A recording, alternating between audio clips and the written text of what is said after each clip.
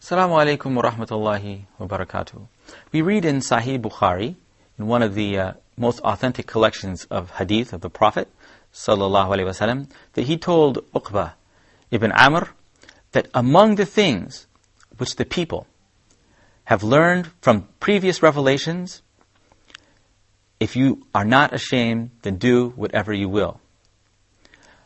This hadith is important because it's dealing with a concept which is misunderstood today, which is the concept of feeling shame, feeling shy or bashful.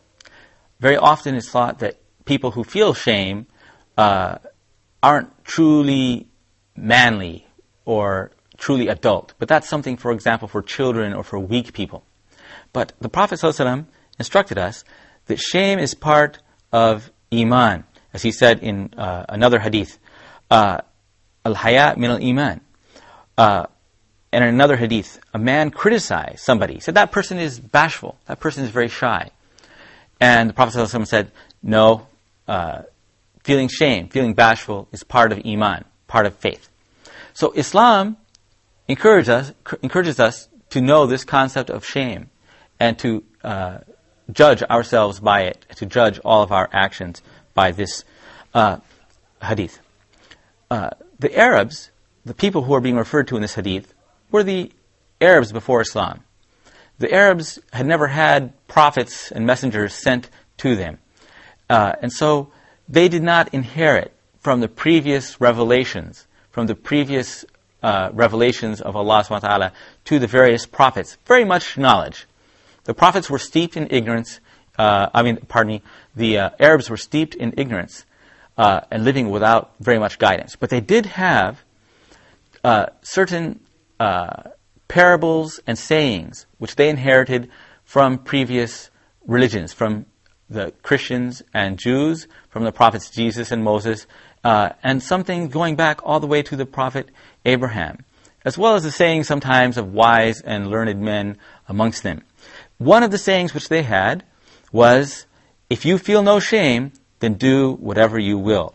And this is a very comprehensive saying, which is an example of the concise wisdom which we inherit from the prophets and from the literature of the prophets of Allah subhanahu wa ta'ala. This hadith can be understood in several different ways, all of which are of course equally correct, and all part of the concise meaning linguistically of the Arabic sentence. First of all, it can be understood as simply a statement. One who lacks shame, one who lacks this quality of being shy or bashful or feeling shame, will do as he pleases. So people who lack this feeling of shame will be oblivious to what is right and what is wrong. They're not afraid of Allah subhanahu wa ta'ala, and they're not afraid of what people think of them either. So those are people from whom you should never expect any good deeds, people who feel no shame or shyness. It can also be understood as a sort of license or permission. And this is according to the Islamic standards. If you are ashamed, then you know that what you're doing is not correct. And if you do not feel ashamed, then that's an indication that what you do is correct. That is, if you have the Islamic guidelines, if you seek knowledge from the Quran and Sunnah as to right and wrong, if you keep in your heart all the time Allah's guidance to you, then you're going to feel embarrassed or ashamed that people would see you doing what is wrong. Or you will feel embarrassed or ashamed in front of Allah subhanahu wa ta'ala for breaking His commandments. And so if you feel this feeling, then you know there's something wrong with the actions which you're doing. And if you do not feel that feeling, then, inshallah, the actions which you are doing are acceptable. It's also understood that this hadith is a warning to people. If you feel no shame, then do anything you please. Do whatever you will. This is not permission. This is not permission from Allah that if you're a person who has no shame, a person who is never embarrassed, that you are allowed to do whatever you want. But it means that if you don't feel ashamed of what you're doing, then you're going to do all those things anyway. But you're going to pay the price. You're going to be judged from whatever you do. In this life, criminals, people who break the law, who are not embarrassed, they're not ashamed of that fact, sooner or later, the law is going to catch up with them and they're going to be punished. And that's true, of course, even more so, that everything we do is going to be recorded by Allah subhanahu wa ta'ala, and we're going to be judged for those actions. So, if you don't feel ashamed in front of your Creator to worship other beings, if you don't feel ashamed that Allah who created you did not tell you to worship these pictures and statues, for example, and you know this picture or statue could never hurt you or harm you or do any benefit for you, if you know that this being whom you are worshiping did not create you or make you, is not the all-powerful, all-perfect Lord of this universe, if you feel no shame of bowing down and worshiping that thing or this person in front of your Creator, then go ahead and do it. Because Allah subhanahu wa ta'ala is recording what you're doing, and you will pay the price for that. If you feel no shame in disparaging and ridiculing Allah's commandments and Islamic laws and behaviors, if you don't feel ashamed in front of Allah for that, then there's no reason to feel ashamed in front of people either. Because people today, perhaps Muslims can never enforce Islam upon you, but Allah subhanahu wa ta'ala in the Day of Judgment certainly will. So, there are three comprehensive meanings for this hadith. As I said, it's a statement, and it's also permission in the case of the person who's judging by Islamic standards, using his or her conscience as a guide, and it's also a warning to those people who do not feel this shame in front of Allah subhanahu wa ta'ala, that go ahead and do what you think you're going to get away with, because you're not going to get away with it eventually.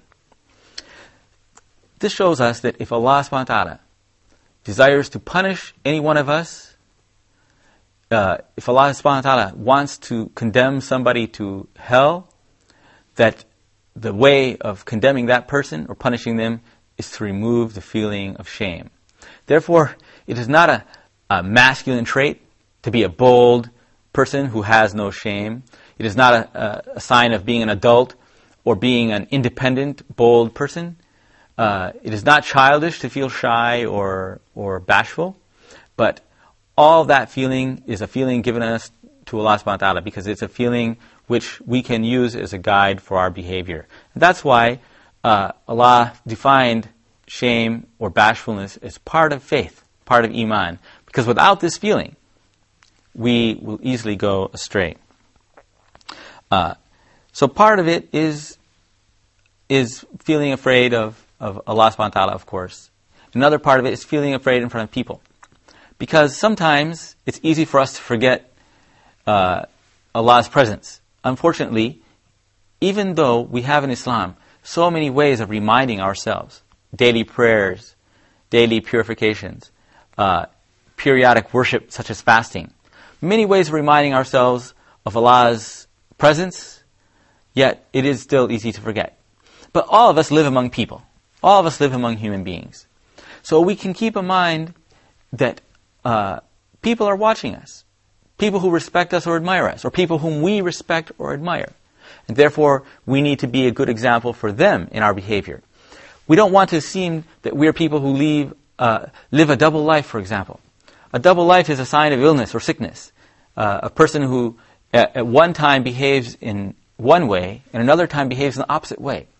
A person who frequently behaves as if he or she lives in two separate worlds, or two sets of standards, or two types of behavior, that person is seen as being a mentally ill person or not a stable person. So Islamically, if I talk about Islam, if I pray and I do other things publicly so that people see my Islamic behavior, and then I go out and contradict myself, that's a sign that I'm an unstable person. And of course, none of us want that. I would feel ashamed if I were to be seen by people doing things which are contradicting my religion. And therefore, I should cultivate in myself this feeling that I'm being observed. Yes, I'm being observed by people, but of course, even if there are no people present, I'm being observed by Allah subhanahu wa ta'ala. How can we get this feeling inside of ourselves? If it's a good quality, and we find it lacking, and we know that Allah subhanahu wa ta'ala, if He took shame out of our hearts, that would be a way of condemning us, how can we bring it back? Think always of Allah's attributes.